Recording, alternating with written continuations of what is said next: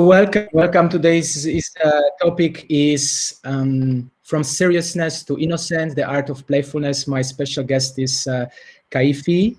Kaifi Iraklis, he's a creator of From Separation to Unity, and he has been trained and initiated into many different methods and techniques. He's licensed heart math coach, and facilitator and trainer of Osho meditative therapies, as well as certified practitioner of DV NLP and Ericksonian hypnosis.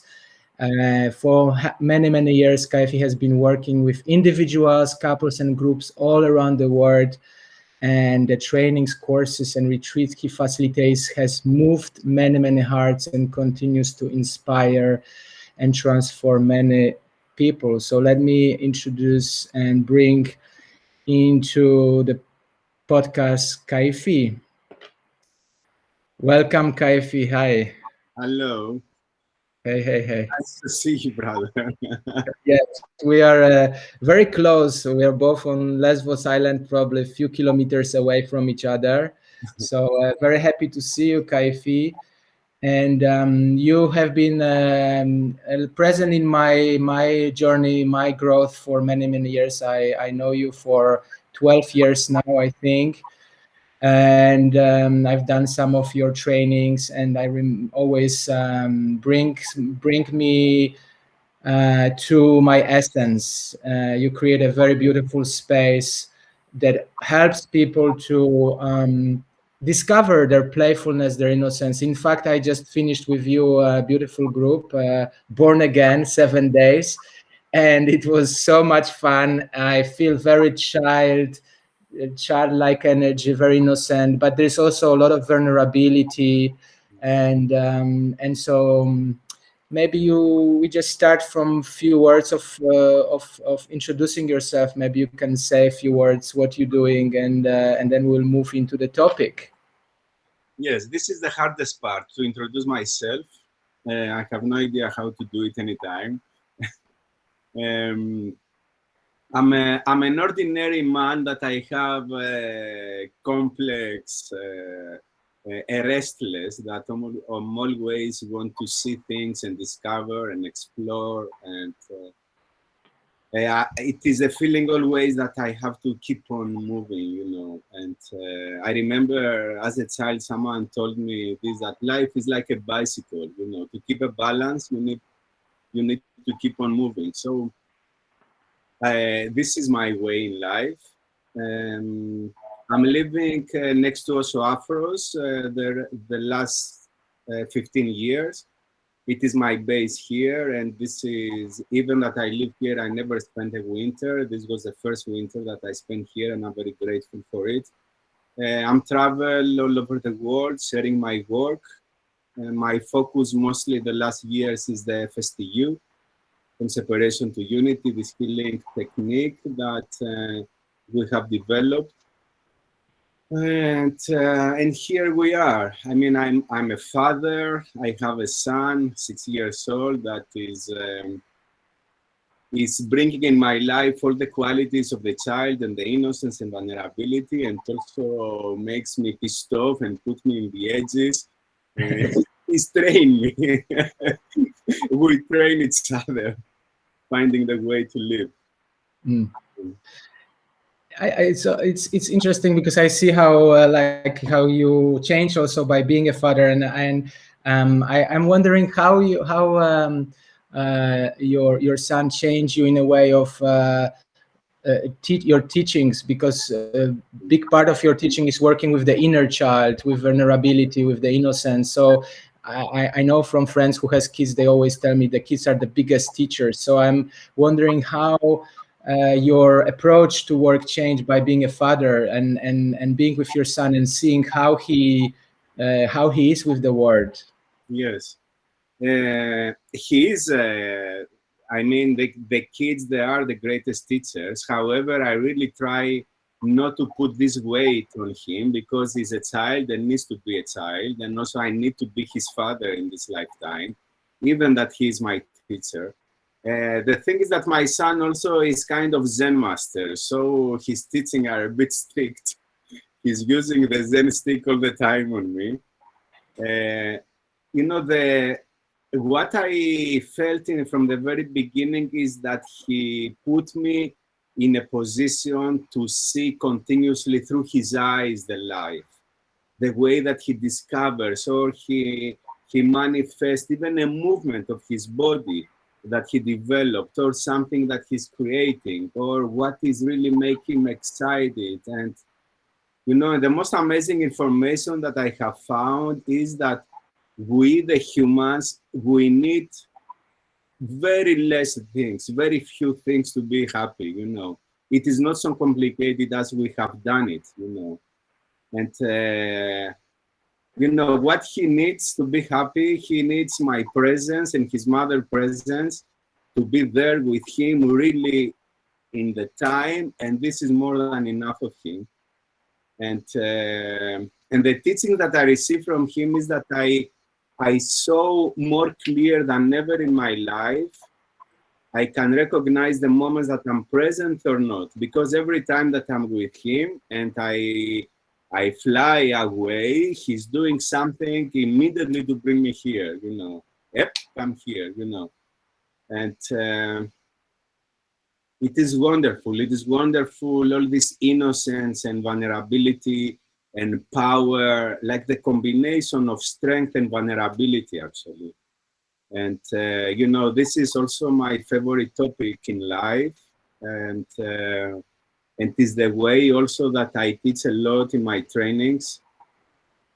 And the last years through Asteris is his name, my son's name, like he gave me so many insights, so many realizations about it.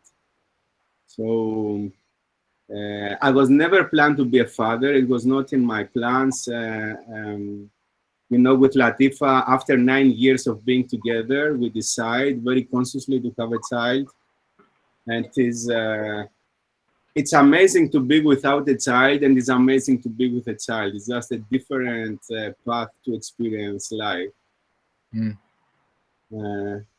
Yes. Sometimes when he's pushing me in the edge, because he's still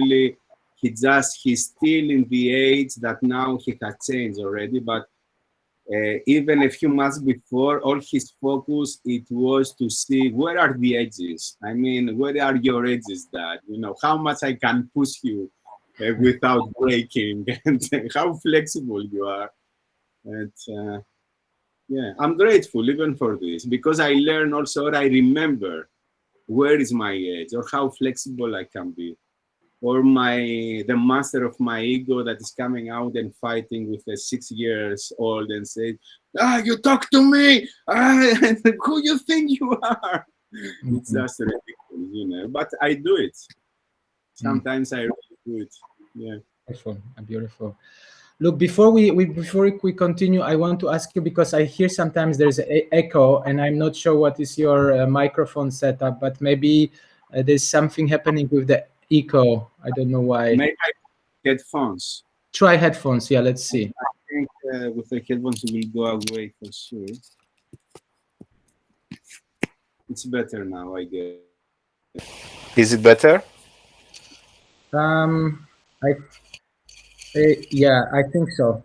It cannot be echo now. Okay, all right. Yeah, that is good now. Okay. All right. So I want to ask you a next question, because it's related to the process we just done, Born Again process, where you really connect with the quality of inner child, where you start observing how, when I was just observing sometimes the analytical mind that comes when we start playing, when we allow this inner child to be really, to let go of all control, to let go of all the concepts, what it is to be whatever, you know, and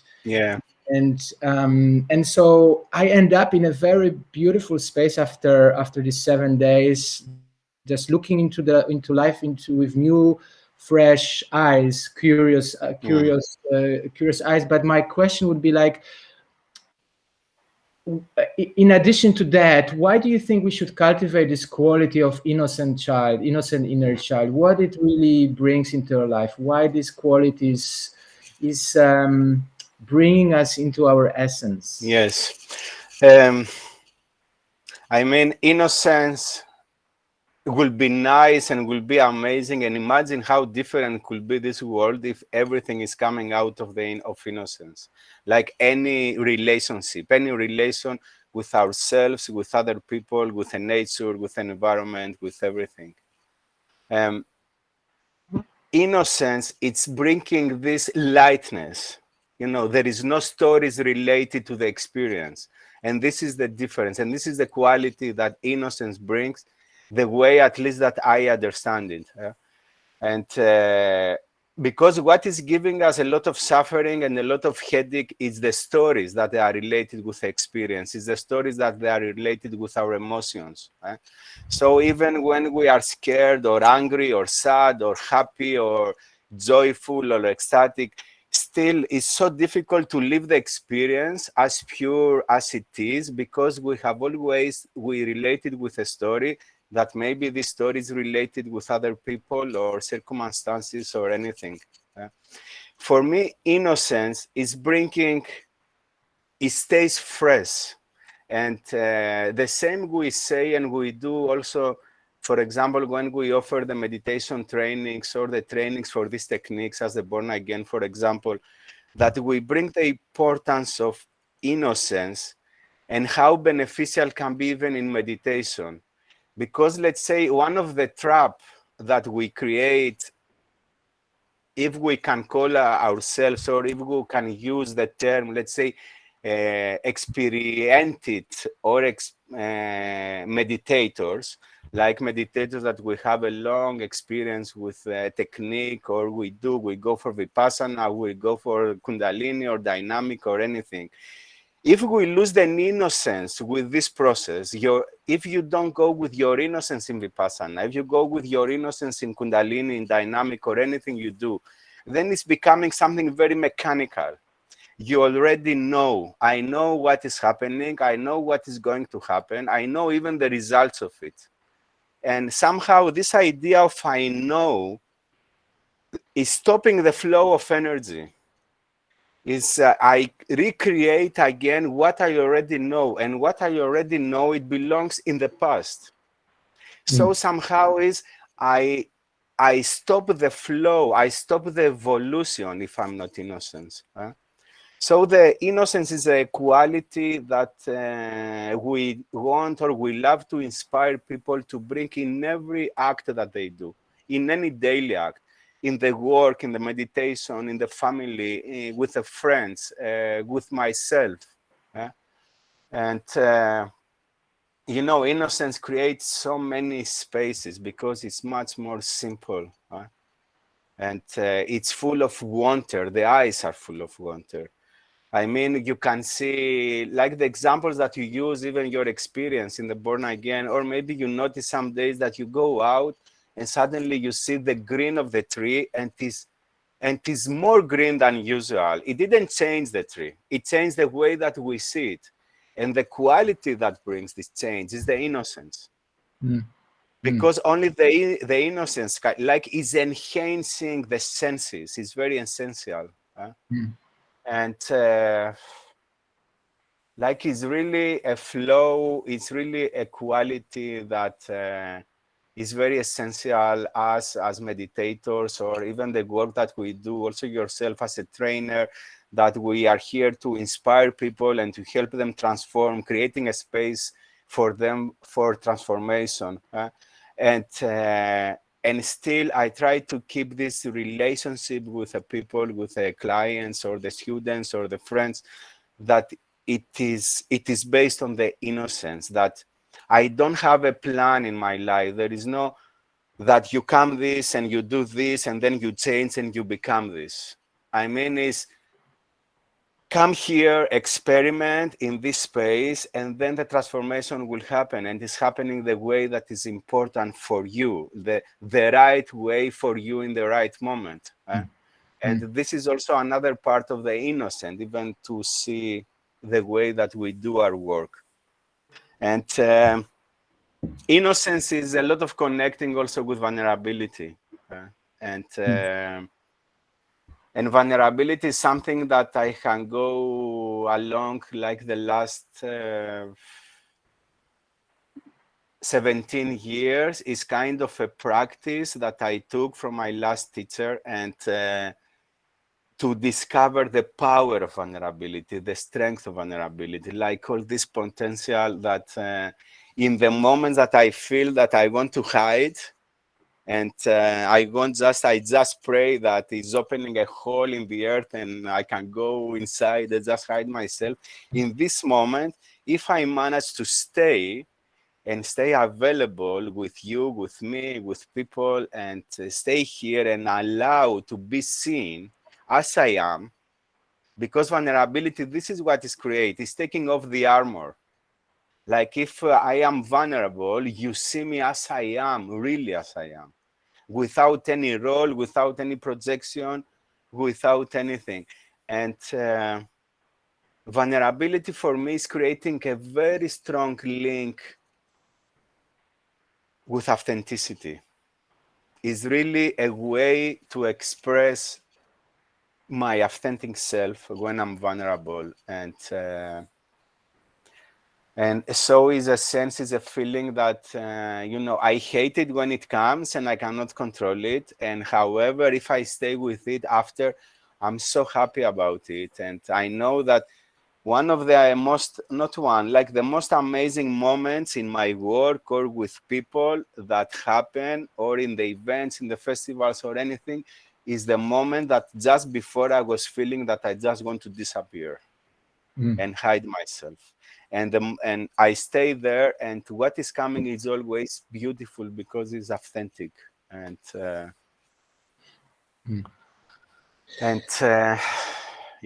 playfulness is also vulnerable, and innocence is vulnerable. Like for me, these qualities are really connecting the one with each other, like vulnerability, innocence, and playfulness. And the difference of these qualities, what the innocence brings is that, because I'm almost 50 years old. So when I become a child and I enter in my childhood, it's very easy and very tricky that I become childish, that I respond out of the ignorance of the child, not out of the innocence. And I want just to disturb, and and like just make noise and create a mess around. That also the children, they do also this, but they don't do also this. So, but if I I connect with my vulnerability, that is something that I can do as 50 years old. The vulnerability is going to link me in my innocence. And then I'm not anymore childish, but I become a childlike.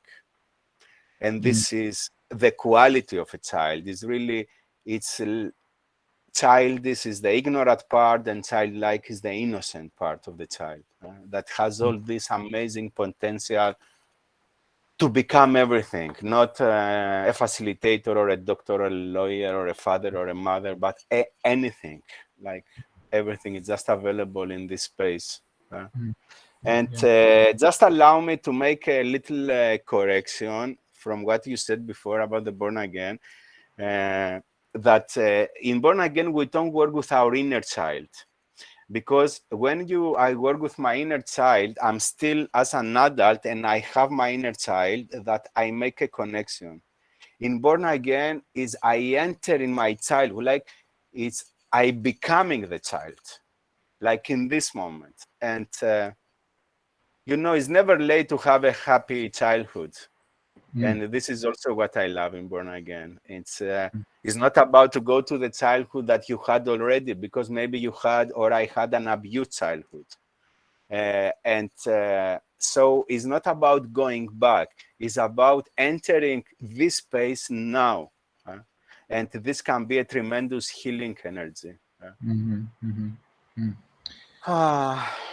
Beautiful. I really resonate with few things what you said about the process, and especially this thing about entering child right now, because I noticed in my process there were times where I would go into my childhood space from witnessing as an adult, and I would stuck in the victim of my childhood. Yes, And exactly. I would find myself on few occasions rolling in that victim, poor me, what happened to me, and it was in a way disconnecting me from that childlike energy and going into childish energy, which was in a way escape from vulnerability and playfulness. And I noticed that.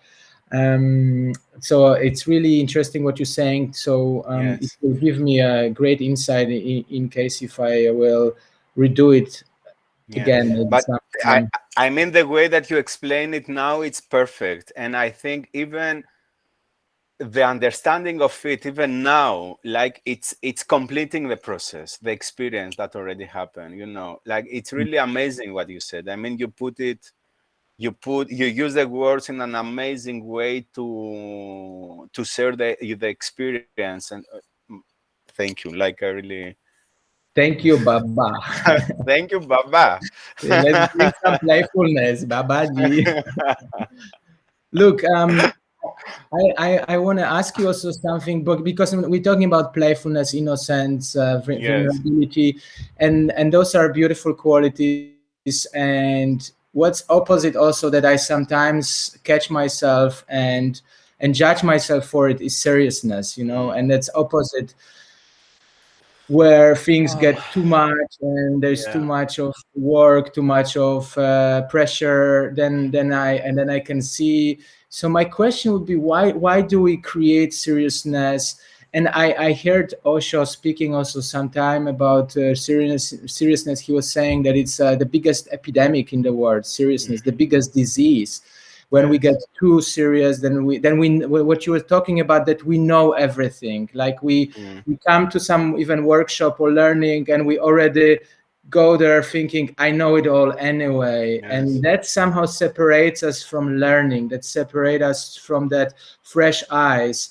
And so if you can talk about that other side, and Yes. what would be the ways to come out of it, in addition to Mm. born again or some therapy that people can do, but like in daily basis, how we can catch ourselves and come out of that seriousness. Ah, I would love I knew. I think we just need to invest ways that we give kick in the asses of seriousness. And born again itself is what is doing in meditation, and really gives a kick in the ass of seriousness.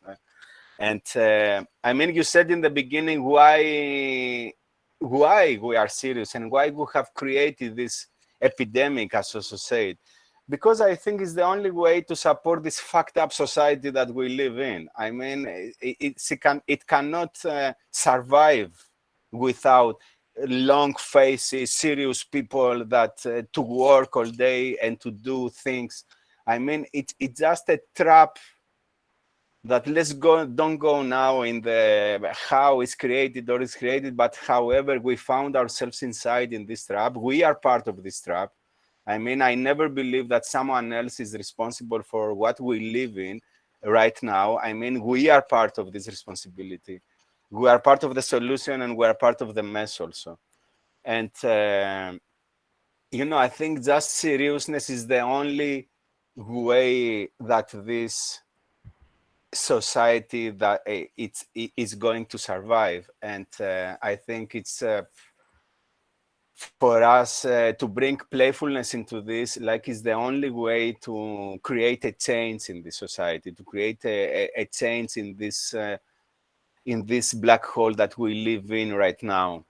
And I mean, we can do this with processes, and but however, I mean, it needs to be something more radical. We need really each one of us to find ways to bring playfulness in our life and share with other people, even for the sake of our health, of our physical health and our mental health, and the health of the environment itself, and the health of the earth and the sky and the water and everything.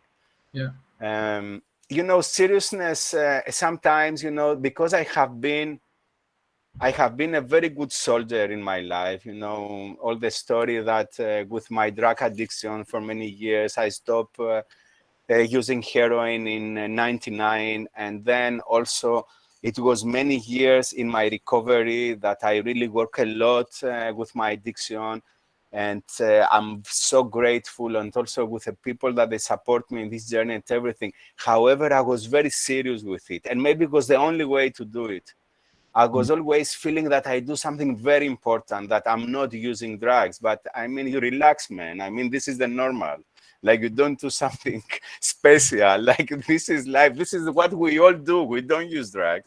So, and then I brought this quality also in meditation. When I entered in meditation, I was a very good soldier. Like, it was very tough for me to miss one dynamic, or to, I mean, it was, I remember the first time that I went in Pune, that I was 6 months there with a silence badge, that I didn't go never for a dinner, like never out of it. Like, I was just there meditating from the first meditation in the morning until the last in Samadhi. And then I really discovered that when I feel that I do something very important, that is okay, because one part is the dignity that I put in what I'm doing. And this is great. And this is really amazing. It's the dignity and the sincerity.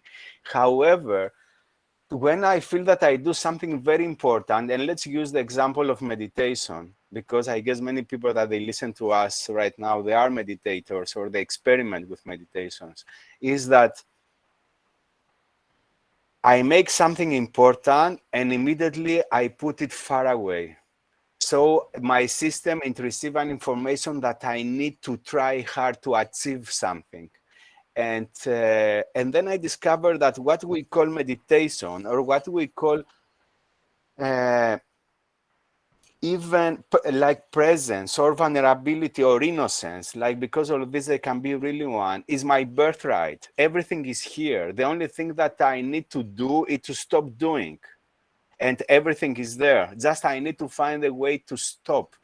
And, you know, and this effort that I need to achieve something that is far away, and I need to try hard and to try hard, it makes me very serious. And then I lose the fun of it. And so it's really,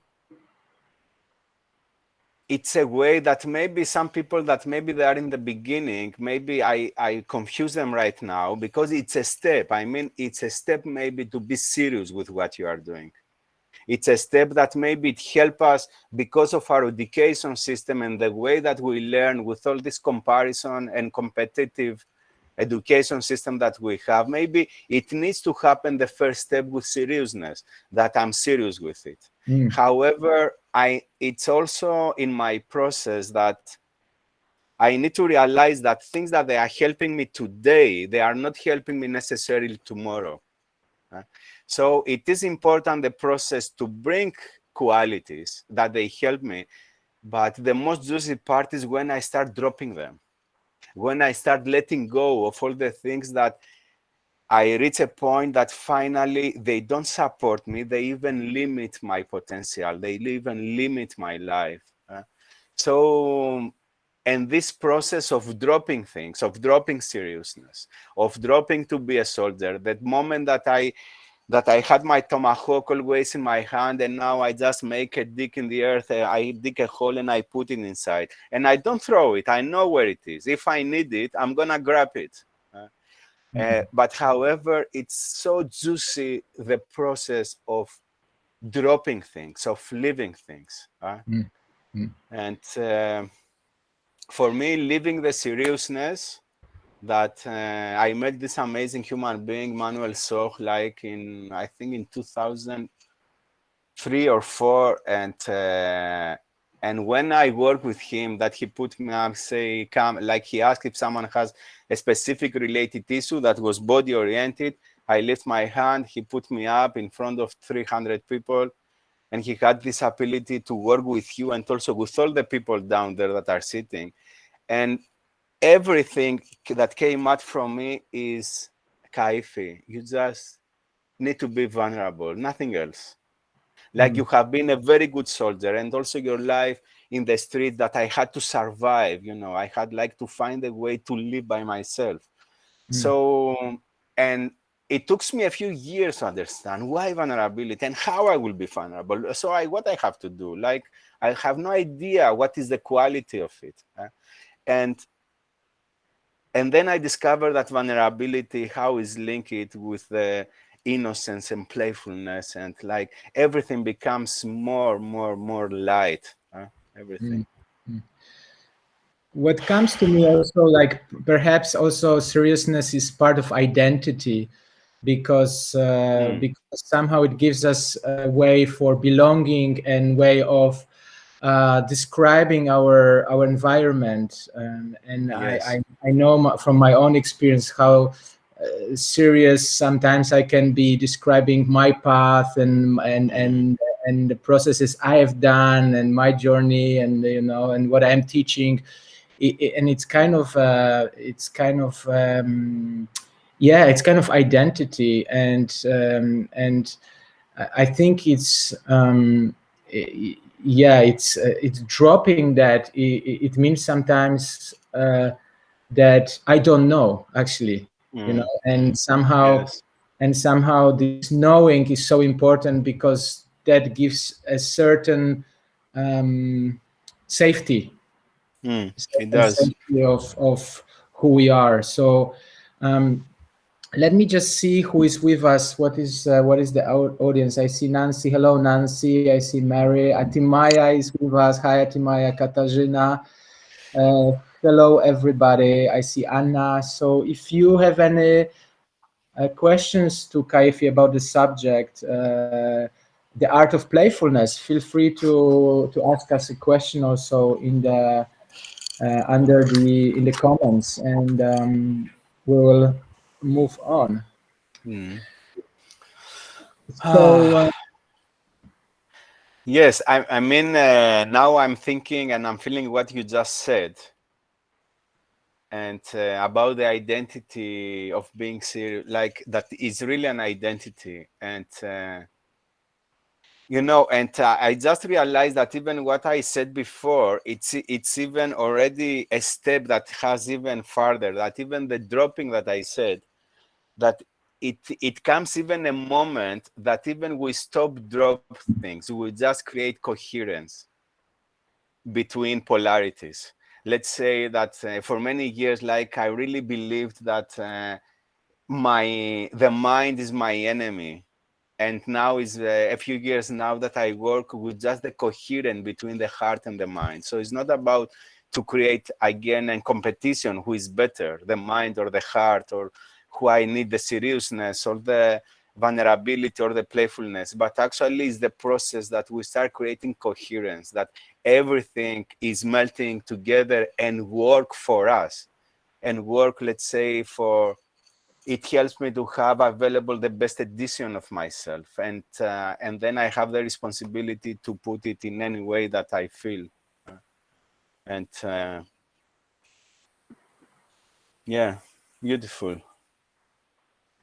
so we have questions from Atimaya. Atimaya is also here, our good friend. She was in the process with us, born again, and She did the so training also, the Maya, so she okay. knew, she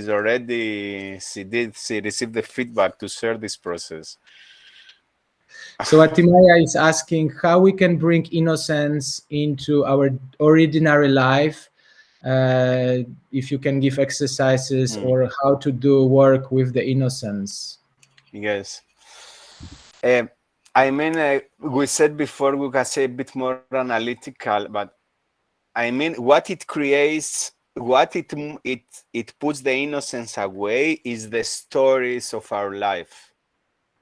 It's all these stories that they put me in the position that I know that I'm a victim, or I'm the hunter or anything.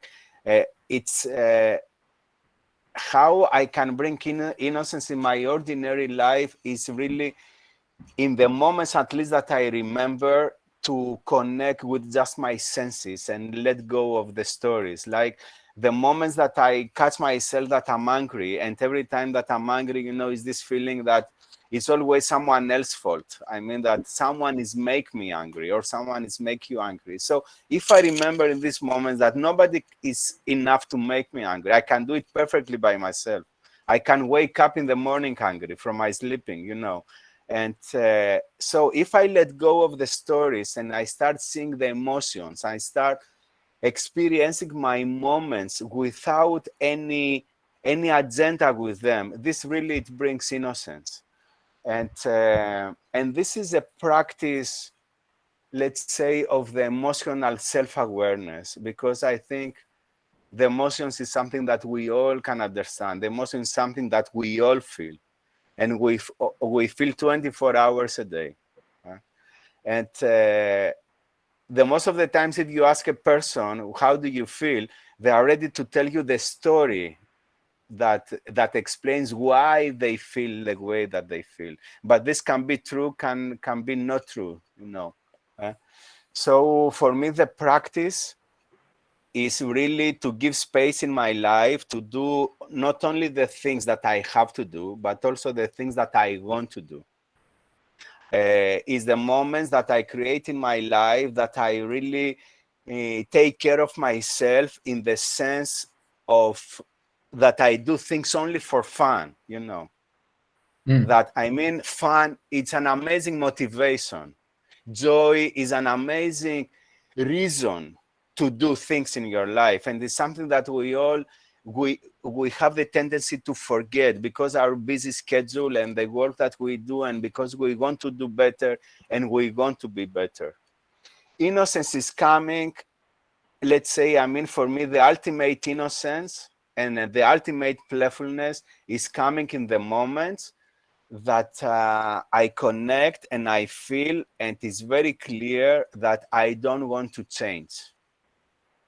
Because change, it brings a lot of weight. And for me, the experience of change is not is happening because I try to change, but it's happening because of a very deep let go. And so what I need to do in change is just to create the environment of it. So innocence in the ordinary life is in the moments that we can, and is in the places that is available to add the quality of effortless, the quality of joy, the quality of fun, the quality of being just with friends or the people that we love without any reason, and just, you know, just playing around. And many times I ask the people when we work together, I say, I mean, when is the last time that you did something for fun? And some people, they have forgot when it was the last time that they did something for fun, you know. Because we live under huge pressure, you know, and now also with the situation that we all live, like, it's even more the pressure. Yeah, like we live, I mean, it's they bombing us with the fear that maybe we are going to die, all of us, you know, that who cares anyway, we are going to die, you know, in a moment. So this is not something that I need to face it daily with a fear. It's something that I need to be friends with it. And also the approach to death, it needs fun. It's a responsibility to live lightly. And I think this is the one of the revolutions that we can bring. I mean, for me, really, love, innocence is really the revolution that we can bring in this world. Is the change that we can bring. Is the change that I can put myself in. And you know, the moments that I stop wanting to change, or myself, or I stop wanting to change you, you know, it's for me, when this wanting goes away, it's stillness there, you know. It's something very quiet, it's something very calm, it's something very undisturbed. And this is where I can really see myself, and this is where I can really see you. I can really see the green leaves on the tree and say, wow, I mean, they are so green, you know.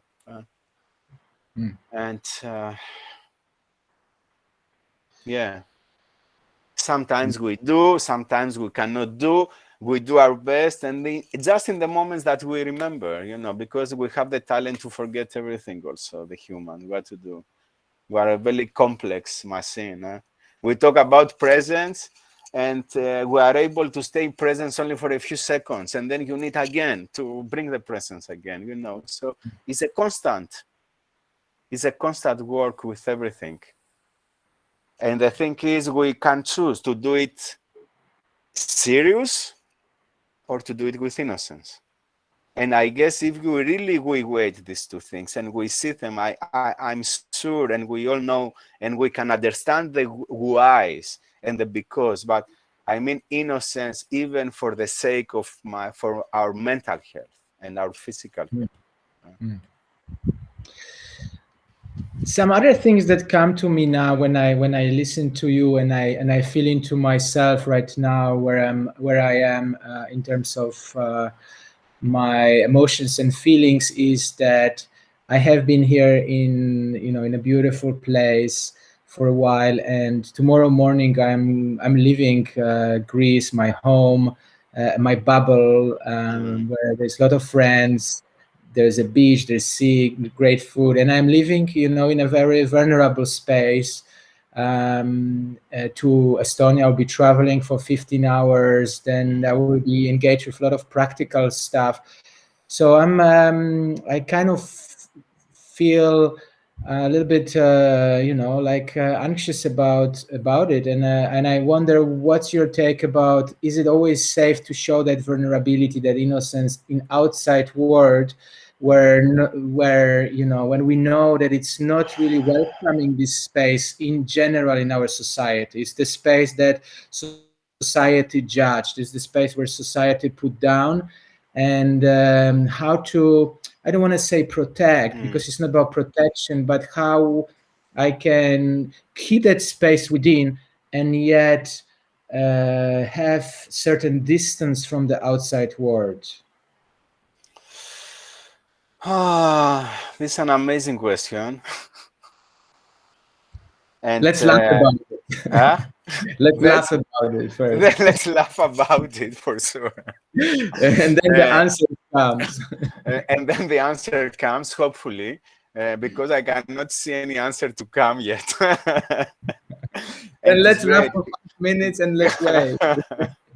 It is, I mean, it's, yes, sometimes I know how difficult and scary sounds to expose your vulnerability in this unaware circumstances or unaware world or people. And but I can tell you, however, it's my last.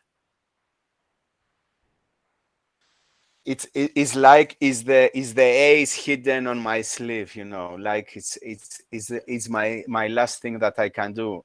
Like it's when nothing is working for me, like anyway, I cannot hide my vulnerability. Sometimes when my vulnerability comes, it just comes. And if I try to stop it or to hide or to resist, it's going to kill me, like it's coming very, very strong. Like it's coming with a moment, like maybe I can collapse. So it is scary. And but I have seen mostly the last years, and mostly with the presence of my son, I saw this more clear, that I just try now to be sure for what I'm saying, if I can be sure. However, I really feel it right now that, yes, the last years I expose vulnerability no matter what is happening around. And I saw that is working, that it will find the way.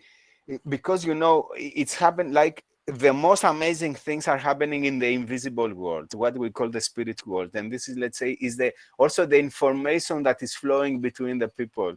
So the most important information is not that flowing, is not the one that we listen or we see about the body language or what we listen someone saying. However, it's many things that we feel and we experience. Just be close with someone or confronting someone or anything. And vulnerability, it really, if you are vulnerable and we meet, no matter what we have to talk, maybe we have to make fun, or we have to make something very serious, or maybe we have to fight about something.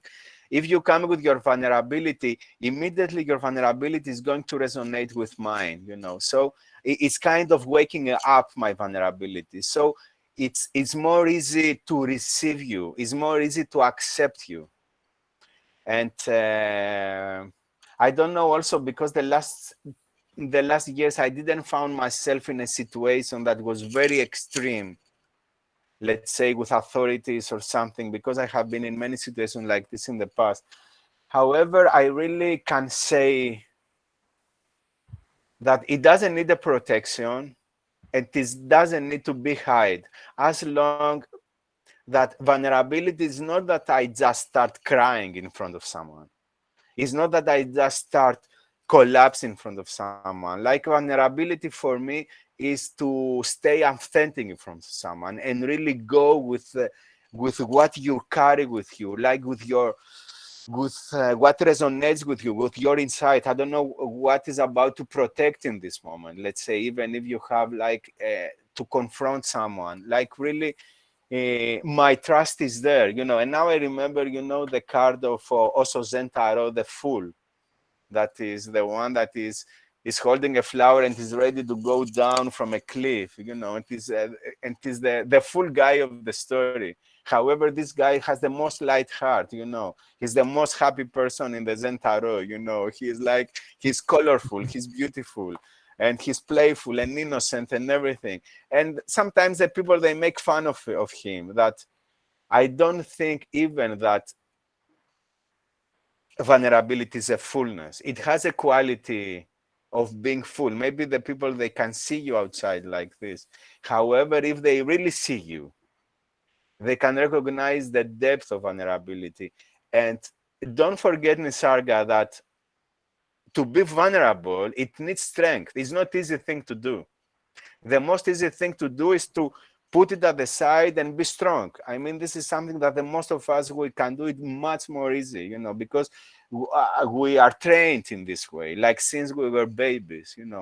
So really, it needs a lot of strength and a lot of guts to expose your vulnerability and still being yourself and not collapsing or go to any panics on anything. Like vulnerability is nothing to do only, is nothing, but it's is not only related to the fear, it's related a lot to the heart also.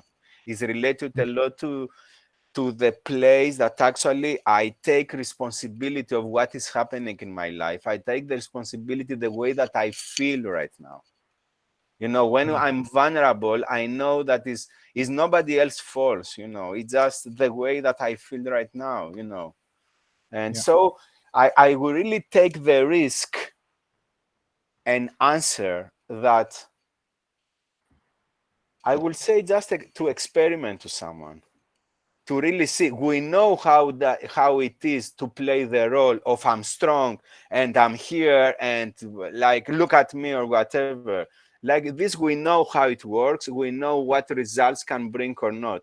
So I just really, now I take the risk of what I'm saying and the responsibility of it, and I say at least experiment to see how it is to be vulnerable in the situations like this. Like the moment that it comes that I need to be strong and I need to stand here, to keep on standing here with my softness, with the softness of my vulnerability, and see what will happen. Because it always surprising me, always surprising me. And, it really gives me, I really can see, mostly in our work that we do in Sarga, like when I'm in a training, that out of my vulnerability, all the diamonds are coming out, all the gems of my soul, and the gems, like it's the moments that finally all my words are connecting with my experience. It's with the authenticity, they are not just words. And so it's something that I have experienced it, I see it, and I admire it, and I'm full of gratitude also for this man back then that he put me in this practice, but also that finally all these years it becoming something that is just my experience. Like it's hard to think that I need to be hard, and when it's coming as a reaction that can be tough a lot of times and in many situations in my life. However, I don't stay tough. I'm tough because it's coming this old habit and very old habit, mostly with my son. I see that, I mean, that it's very ancient is coming sometimes inside me. That is my father and the father of my father and all the fathers backs on my lineup, and it's coming with this, that the strong thing, but I see it almost immediately.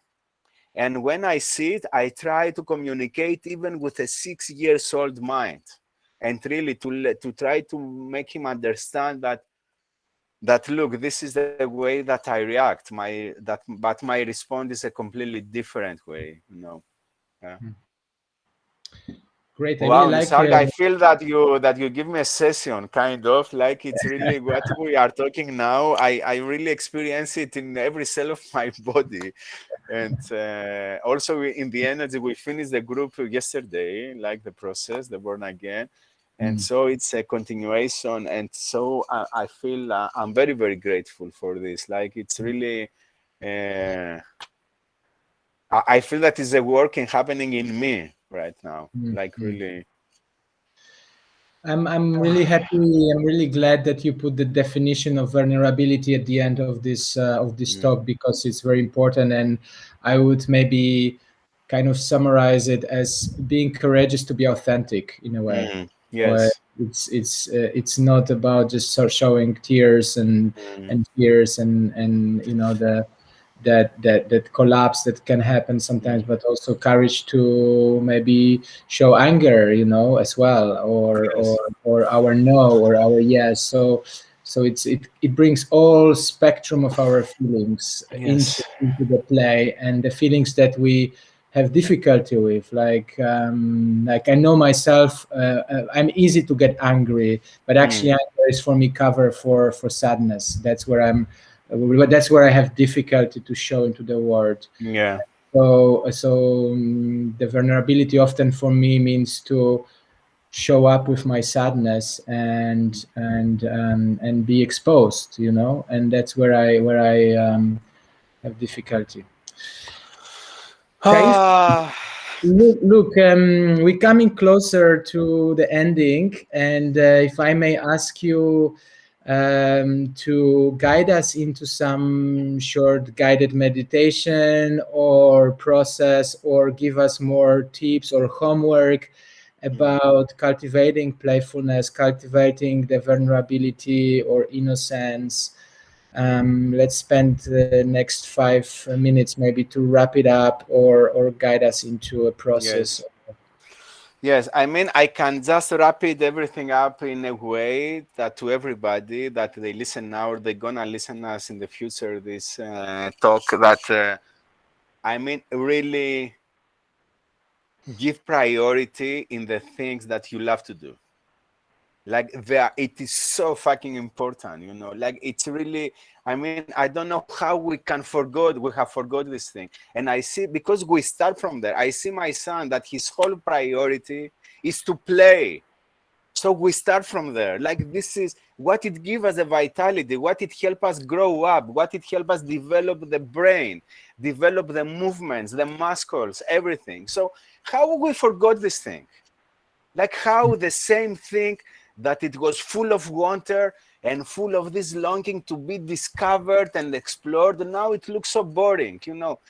So it's really like really to find the ways to put in our highly priorities, to find the ways to make things for fun, to make things that because we love to do them. And it doesn't matter what it is. It can be the most simple thing, or something that maybe you need to travel to do, or I don't know, but can be something that is really part of the daily life. Beautiful. And yeah, and if you want, we can do a very short journey for 5 minutes, that in a space of vulnerability, of the quality of the vulnerability. And so just the way that you are right now, maybe you want to readjust your body a little to make it comfortable. You don't need to lie down, you don't need to do anything. And just for the moment, I want to invite you to close your eyes if it's okay with you. If it's not okay, it's fine. You can just follow me. and just feel yourself. Just find your way in this moment to be comfortable into your being, including everything, your thoughts, your feelings, your body sensations.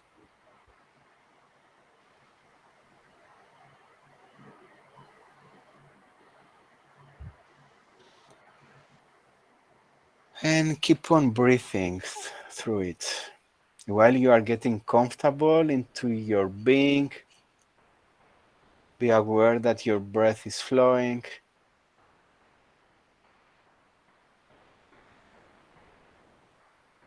And you may feel everything from your toes to your hair to your head, or may you feel specific places into your body or your emotions or your thoughts.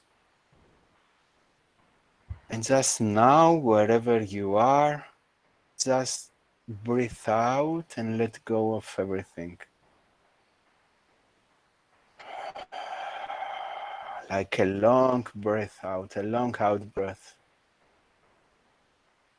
Allow the body to inhale by itself, and then for one more time, a long out breath.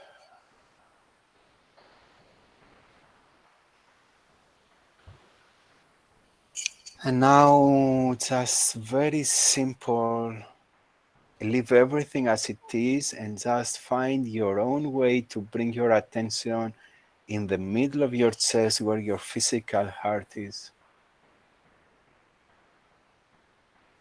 It may be helpful for you to place your palms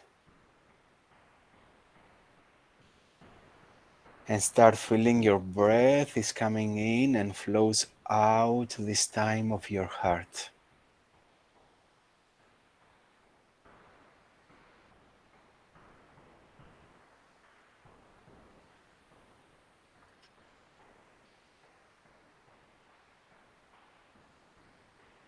And just feel your breath in the middle of your chest, and at the same time, you can feel that your heart is getting bigger with every breath, with every in breath.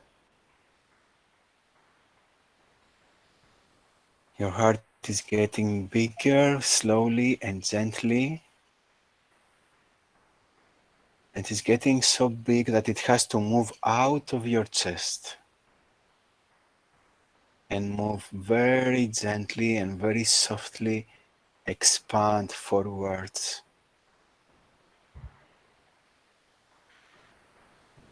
So you may feel to move your palms very gently from your chest and feel that you are carrying your heart into your palms.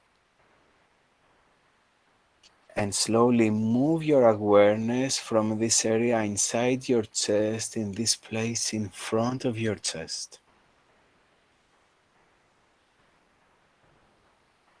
And this is the space that we call is the center of the spiritual heart.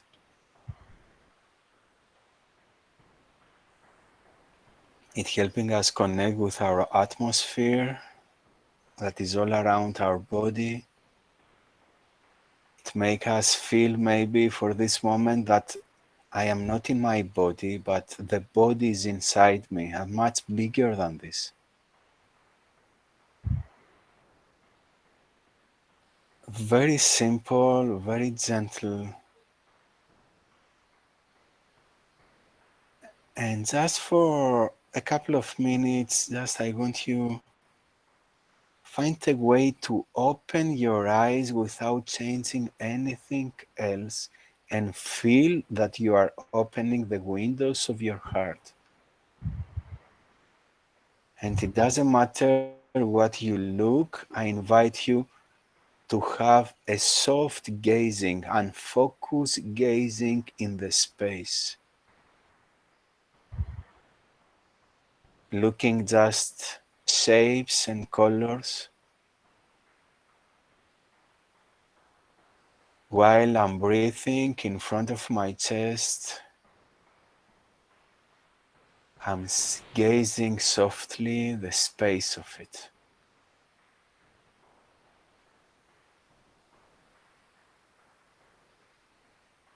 And this movement that in very fast and direct way, it helps me to connect with what we call also the out of body consciousness.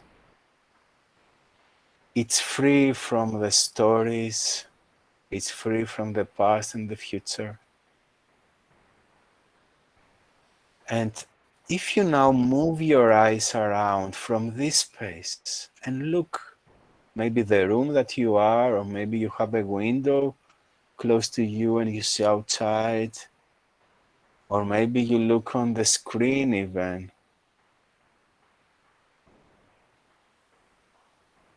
Like just feel and observe what is happening, what is different into your eyes right now. What is happening when your eyes are becoming the windows of your heart? And the same time you have expanded a little this body space, this body awareness. It's a way of looking with innocence, with playfulness, with vulnerability. It's a space that you may find all the qualities there.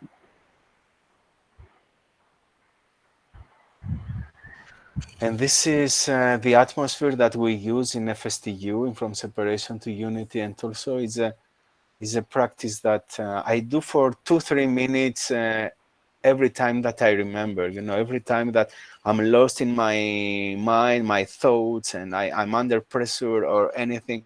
Any time that I want just to bring some clarity and calmness, I just like from the mind to the heart, and from the heart to the space, and